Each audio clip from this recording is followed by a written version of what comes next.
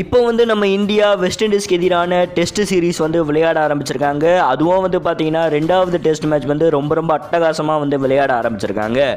அதுவும் வந்து பார்த்தீங்கன்னா பேட்டிங் எடுத்த இந்திய அணி வந்து ஆரம்பத்திலேயே வந்து பெரிய அளவில் வந்து ஆட ஆரம்பிக்கல. ரொம்ப முக்கியம் வந்து பார்த்தீங்கன்னா KL ராகுல் வந்து இந்த முறை வந்து பெருசாக வந்து பேட்டிங்கில் ஒன்றும் நிற்கல. 2வது டெஸ்ட் மேட்ச்சில் ஓப்பனிங் இறங்குற KL ராகுல் வந்து பெருசாக ஒன்றும் நிற்கல. அதுக்கப்புறம் வந்து சேட்டேஸ்வர் புஜாரா வந்து கண்டிப்பாக ஏதாச்சும் செய்வார் அப்படின்னு சொல்லி எதிர்பார்த்தோம். அவரும் வந்து பெரிய அளவில் வந்து நிற்கல. இப்போ வந்து ரொம்ப மிகப்பெரிய மோசமான பேட்டிங் யார் அப்படின்னு சொல்லி பார்த்தீங்கன்னா ரிஷப் பந்த் வந்து இன்னமும் வந்து டெஸ்ட் மேட்ச்சுக்கு வந்து ஃபுல்லாக வந்து ஃபிட் ஆகல. கண்டிப்பாக டெஸ்ட் போட்டியில் வந்து பெரிய அளவில் இன்னிங்ஸ் வந்து இது வரைக்கும் ரிஷப் பந்த் வந்து ஆடியே வந்து கொடுக்கல. ஸோ இதனால் வந்து இந்தியன் டீம் வந்து இன்னமும் வந்து ரொம்ப மோசமாக தான் வந்து இருந்துகிட்ருக்கு. ரொம்ப முக்கியம் வந்து பார்த்தீங்கன்னா இவர் வந்து இந்த போட்டியில் வந்து வெறும் 27 ரன் மட்டும்தான் வந்து அடிச்சிருக்காரு. இது வரைக்கும் டெஸ்ட் போட்டியில் வந்து பெரிய அளவில் இன்னிங்ஸ் வந்து ரிஷப் பந்தால் ஆட முடியலை.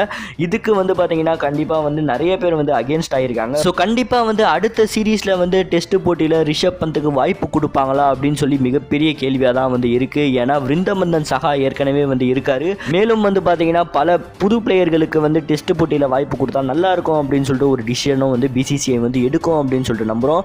பட் வெயிட் பண்ணி பார்ப்போம் என்னென்னலாம் நடக்க போகுது அப்படின்னு சொல்லிட்டு. நீங்கள் என்ன நினைக்கிறீங்க? ரிஷப் பந்தோட டெஸ்ட் இன்னிங்ஸை பற்றி உங்கள் கருத்தை மறக்காமல் கமெண்ட் பாக்ஸில் கமெண்ட் பண்ணுங்கள். மேலும் பல கிரிக்கெட் அப்டேட்க்கு மறக்காமல் சப்ஸ்கிரைப் பண்ணுங்கள். அப்படியே பெல் பட்டனை சேர்த்து டங்குன்னு ப்ரெஸ் பண்ணுங்கள். ஸோ நன்றி, ஜெய் ஹிந்த்.